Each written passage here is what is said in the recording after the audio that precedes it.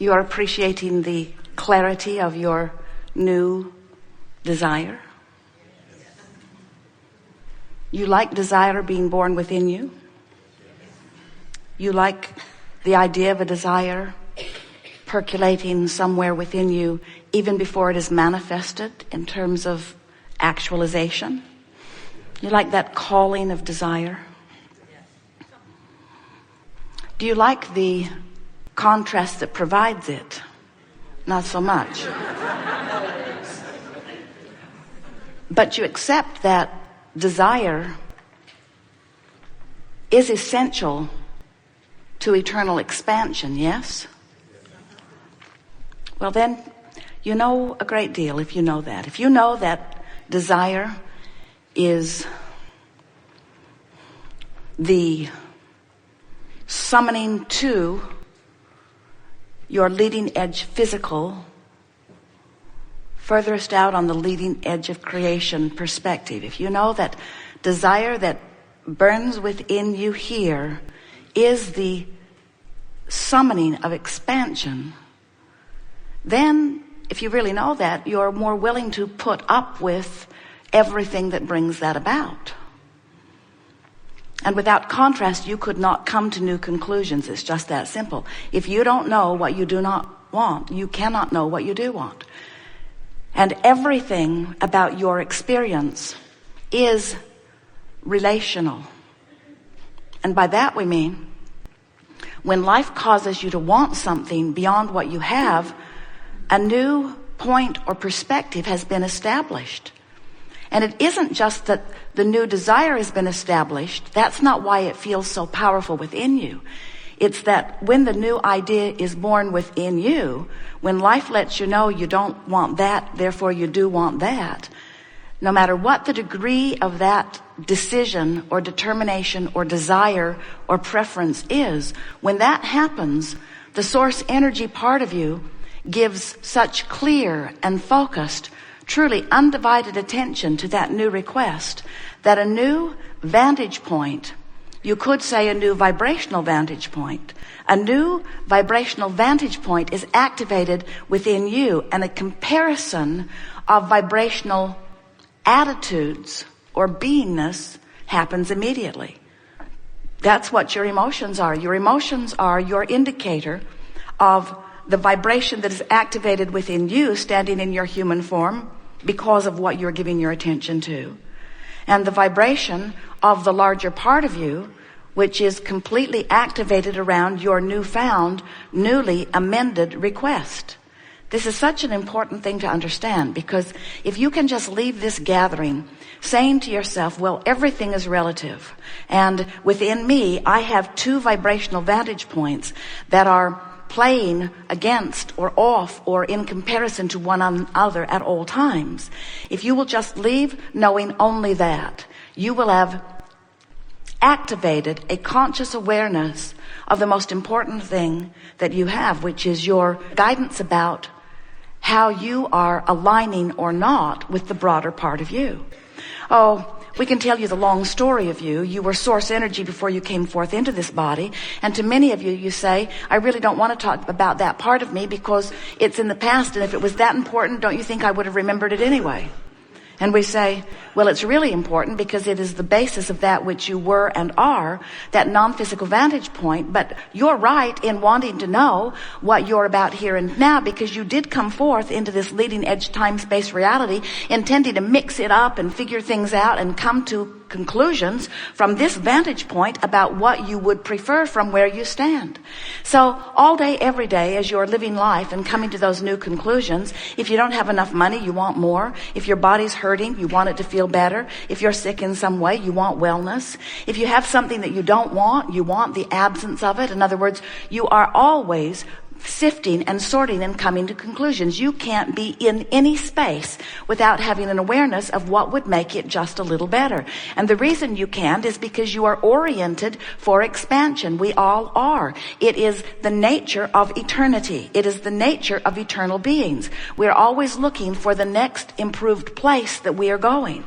And future generations will be appreciative of that which you are about, just as we think it would be of your advantage to be appreciative of those who have gone before, because when you were born into this platform that you call life on planet Earth, it stood in its stable place when you got here because of all that had been lived upon it before, and because of all of the attention to it. Everything is thought before it becomes manifestation. So when we tell you the story of creation, of how you are source energy before you come into this body, but even when you are in this body, you still remain the larger part of you source energy, that is the story of who you are. That's the source or the resources of that energy or consciousness that is you. So you come forth into this personality, and you know what you don't want and you know what you do want all day, every day. You're coming to clearer, defining points of interest of who you are and what you want. And whenever you ask for anything, which is all day, every day, this vibrational request, you are more vibrational than you are anything else. This vibrational request emanates from you, and the larger non-physical part of you becomes the vibrational equivalent of what you've asked for. So it would be absolutely accurate to say that in the midst of things that you like the least, you are doing some of your best creating, because you are doing your most clear, poignant, perfect asking.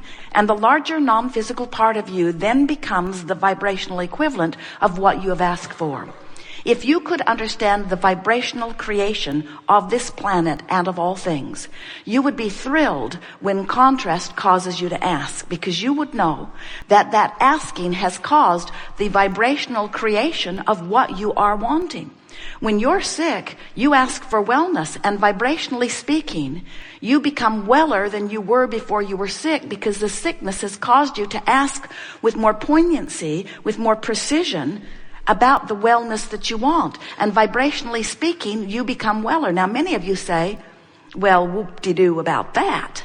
Vibrationally speaking is vibrationally speaking, and what about the physical part of it catching up with it? And we say, well, that's your job. Many say, Abraham, I don't want to talk about this vibrational reality that you keep crowing about. I know, I've been listening to you for a while. There is a veritable fortune lined up for me vibrationally, but it's not paying my rent yet, and I'm sort of sick of hearing about it.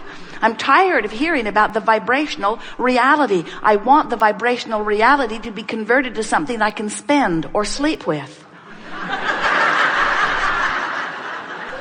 And we want to say to you that if you would just feel more exhilarated about the existence of this vibrational reality, and you would look in the direction of the vibrational reality, which means of what you want, and you would begin talking about why you want it, and you would learn to define it and become a vibrational match to it, then it must be your physical reality.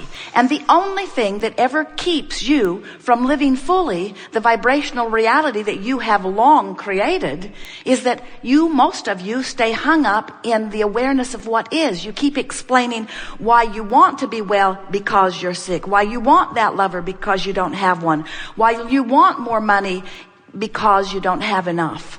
So the dominant active vibration, often when you don't mean for it to be, is about the reason that you want it, but not about wanting it. A fresh, pure desire, which is what the source within you knows, a fresh, pure desire feels like exhilaration. It feels like interest and passion. It feels like, wouldn't this be fun, or isn't this nice, or don't I really like to think about this? It feels like the culmination of what you're asking for. It never feels like the absence. Wanting never feels like the absence of what you want. Wanting and desire in its purest form is the epitome of a life-giving frisky moment. So if you're feeling disappointed, you're not frisky. If you're feeling disappointed, you're not a match to what's in your vibrational reality. You're a match to the absence of what's in your vibrational reality, which will hold you, as long as you remain a match to the absence of what you want, away from what you want. So we want to paint a picture for you that you can really get your thoughts around, because if you can understand this, your physical experience and the time from which you ask for something and it comes into full manifestation will become a very short period of time. It's not necessary for you to suffer for long periods of time in the absence of things you want. The things you want should come to you quickly. They should. And in the vibrational world, it is an instant manifestation. When you ask for it, the source within you becomes the vibrational equivalent of what you've asked for. You just have some catching up to do. The best way of saying it is, life caused you to become more, and the larger part of you has already become it. What's the rest of you doing? And you say, over here complaining about it not happening yet. Over here trying to figure out what I've done wrong. Over here feeling irritated that they've got it and I don't. Over here irritated that life doesn't seem fair and that I've worked really hard and that things should be going better for me. I don't have enough, I don't have enough, I don't have enough, I don't have enough. They're squandering it over there. They're mismanaging it over there. They're not taking care of business over there. And we say, it doesn't matter what excuse you're using to make yourself feel negative emotion. It doesn't matter what reality you're facing. It doesn't matter how real it is. We're not saying you're making it up. In most cases, you are historically and authentically accurate. But when you give your attention to the absence of what you want, when you let current reality be the truth-based reason for focusing, that's what you say to us. Well, it's true. Shouldn't I give my attention to it? And we say, yes, if you want it to remain exactly as it is. Well, doesn't truth count for anything? Yeah, it counts for somebody having given attention to something long enough that it became a reality. If you like it, jump on board. But if you don't like it, give your attention to something else. Use as your criteria for why you focus where you focus.